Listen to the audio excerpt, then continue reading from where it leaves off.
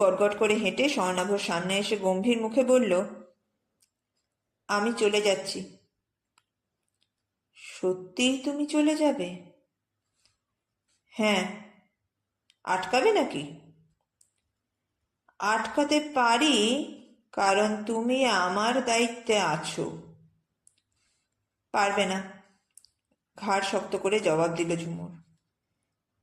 তারপর তাড়াহুড়ো করে দরজা দিয়ে বেরোনোর সময় চেঁচিয়ে উঠল, আমার জুতো?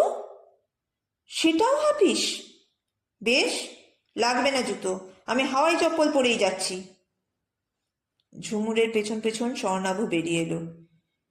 ঝুমুর, শোনো, তোমার সঙ্গে কথা আছে আমার। স্বর্ণাভ কি পারবে ঝুমুরকে থামাতে? শুনতে থাকুন আজকের পছন্দের গল্প। চ্যানেলটি সাবস্ক্রাইব করে নিচে দেওয়া লিঙ্ক